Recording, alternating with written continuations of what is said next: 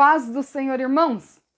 Primeira carta de Paulo aos Coríntios, capítulo 3 e versículo 9 diz assim: Porque de Deus somos cooperadores, lavoura de Deus, edifício de Deus sois vós.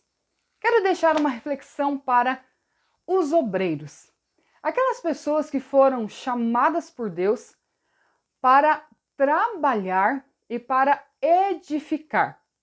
A Bíblia usa várias comparações. Uma delas fala sobre a lavoura e nesse versículo encontramos também a questão do edifício. Quero me dirigir aos obreiros que têm trabalhado com integridade, com responsabilidade no reino de Deus.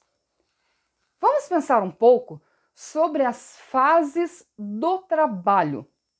Nós vemos muitas pessoas frustradas porque não compreendem as coisas na sua plenitude. Quando se trata de reino de Deus, quando se trata de trabalho e de chamado, você não pode entender as partes. Você precisa analisar o todo, confiar em Deus, cumprir o teu chamado na íntegra. Nesse versículo, nós vemos o termo lavoura de Deus. Imagine você que Deus é o dono da seara, a seara são as pessoas e você, o obreiro, você foi chamado para trabalhar nessa seara. Em primeiro lugar, vamos analisar os tipos de solo.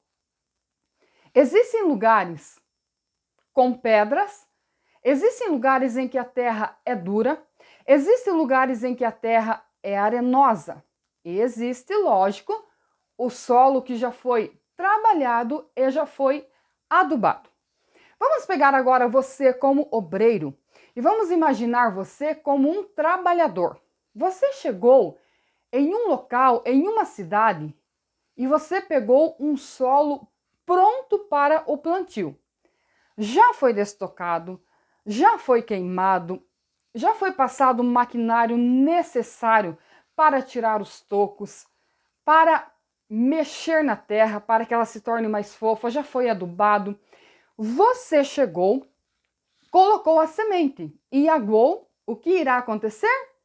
Naturalmente, a semente irá se desenvolver e irá crescer com muita força. Agora eu quero me dirigir a outra situação para você mesmo, o mesmo obreiro. Imagine você chegar em um lugar em que o solo não foi destocado, em que a terra é dura, está cheia de pedras, não foi queimado, não está preparado para o plantio. Ora, o que isso tem a ver? Tem a ver que nós temos obreiros desmotivados, porque quando se deparam com um tipo de solo representado pelos corações humanos, eles desanimam, se desesperam e se frustram. Olhe para as pessoas, para os obreiros que vieram antes de nós. Missionários que entraram em cidades, que entraram em vilas, foram perseguidos, foram apedrejados, foram caluniados, foram maltratados de todas as formas. Mas eles destocaram, eles mexeram na terra, eles foram preparando a terra. Depois eles vão embora para outro lugar, para outra lavoura, para outra seara, e outra equipe vem e continua o trabalho. É importante lembrar que o crescimento de uma igreja não é mérito de nenhum obreiro, porque um faz uma parte, o outro faz outra. E assim a gente vai se completando e se ajudando, e o crescimento não somos nós, não parte de nós. O crescimento, ele vem de Deus. Então é necessário compreender as fases para que você não se torne um trabalhador frustrado. Você já chegou em uma fazenda e viu alguém fazendo o trabalho duro, frustrado porque não está vendo o resultado? Não, ele tem consciência do processo e do tempo que leva para que as coisas comecem a acontecer. Então vamos lá. Teve cidades em que nós chegamos e que, falando de forma figurada, nós precisamos trabalhar a terra, precisamos tirar os tocos. É aquele lugar onde as pessoas não têm contato com o evangelho, têm uma mentalidade errada acerca da fé, da religião e do próprio Senhor Jesus. E ali você precisa começar a fazer a coisa certa, no meio da pressão, no meio da incredulidade. É como se você estivesse tirando os tocos, como se você estivesse tirando as pedras, para depois ir para o outro estágio. E é muito importante que cada obreiro se conscientize da sua função, da sua importância e da fase em que ele está vivendo. Tanto a fase pessoal quanto a fase em que a igreja está vivendo. Ora, qual a necessidade de nós pensar exatamente nessa palavra? Porque nós não podemos perder a motivação. Por outro lado, tem aquelas pessoas que trabalharam antes de nós e a colheita aconteceu no nosso tempo. Nós tivemos essa experiência de lugares onde obreiros tinham passado antes de nós e quando nós chegamos, o trabalho explodiu, cresceu. Então o mérito é todo nosso. A vaidade humana diz que sim, mas o Espírito de Deus conhece cada pessoa, a sua disponibilidade para servir, para trabalhar e para produzir no reino de Deus. Uma coisa muito séria é o trabalhador e a lavoura, a consciência do trabalhador e a produção da lavoura. Claro que vai existir casos em que o trabalhador vai colocar tempo, adubação, ele vai fazer todo o procedimento correto e a lavoura não irá produzir. Aí você precisa compreender que o problema não está em você. Mas o que não pode haver é negligência. Então vamos relembrar, Deus é o dono da lavoura. As pessoas são representadas aqui por uma seara, uma plantação. Cada coração representa um tipo de solo. Por isso, alguns corações são mais endurecidos, outros mais flexíveis e assim por diante. Existem aquelas pessoas que já foram trabalhadas, tem um familiar orando, elas já foram evangelizadas, e aí chega um momento em que você se encontra com essa pessoa, lança a palavra e ela se converte. É um momento lindo, é um momento gratificante, mas lembre-se que o crescimento ele vem de Deus. O que nós, como trabalhadores do reino, não podemos ignorar. Por exemplo, chegamos em um lugar onde é necessário corrigir as pessoas. Essa não é uma tarefa fácil. Mas tirar a erva daninha do meio da plantação faz parte do trabalho do agricultor.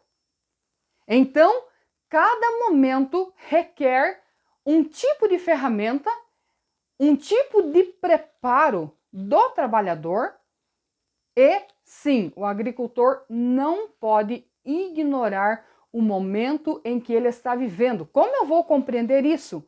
Quem nos dá discernimento, quem nos dá entendimento é o Espírito Santo. Quando você assumir um trabalho, chegou na igreja, não subestime aquele povo. Não subestime o lugar.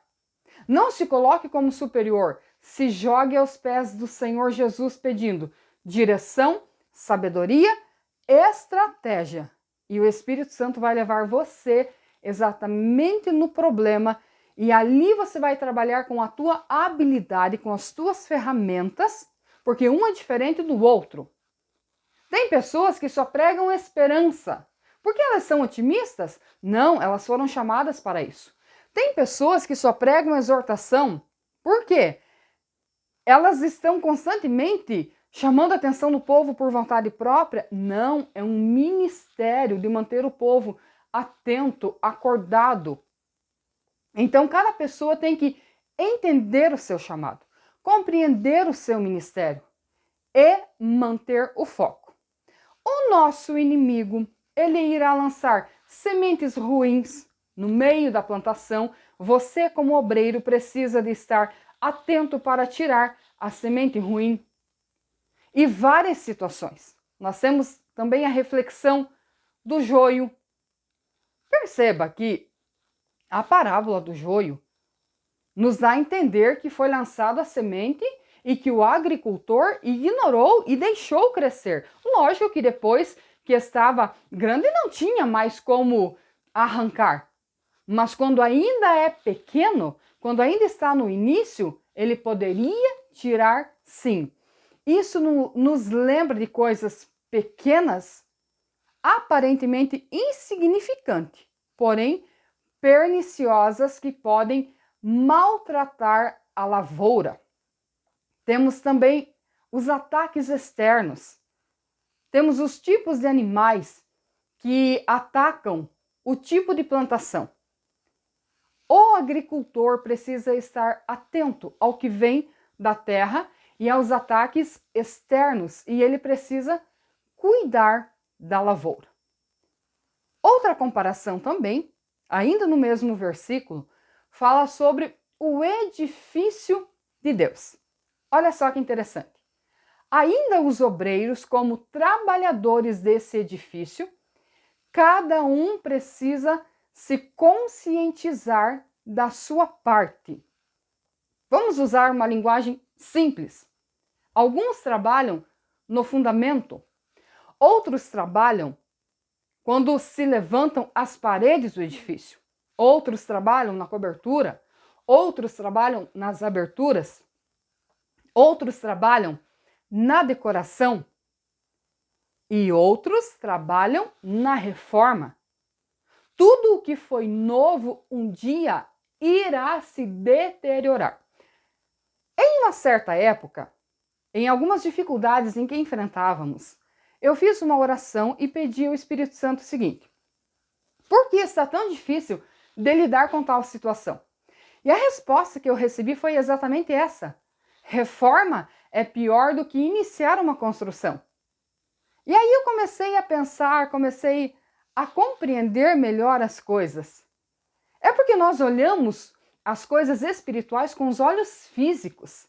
E Deus quer que eu e você tenhamos um olhar e entendimento espiritual sobre a sua obra. Primeiro princípio: nunca esqueça de quem é o dono da obra. Nunca esqueça de quem é o dono da lavoura. Nunca esqueça de que as pessoas são o campo missionário. E nunca esqueça de que você, obreiro, você foi chamado ou para trabalhar nessa lavoura ou para trabalhar nessa construção. Na verdade, são duas figuras de linguagem para se referir à mesma coisa. Você está enfrentando dificuldade no teu ministério? Se você tem vida de oração, se você tem vida de comunhão com Deus, você vai enfrentar a dificuldade em que você está vivendo. Até porque os trabalhadores não competem entre si. Então, os momentos de dificuldade nos fazem compreender que nós estamos aqui para produzir, para trabalhar e não para disputar entre os trabalhadores. Quem traz o crescimento para a lavoura? Deus. Quem trabalha? Nós, os escolhidos, os vocacionados. Cada pessoa tem uma vocação diferente. Você tem um chamado específico e você precisa se encontrar no teu chamado. Se você não se encontrar no teu chamado, você será uma pessoa frustrada. Experiência própria. Todas as vezes que eu vou pregar, o Espírito Santo me dá uma palavra que chama a atenção.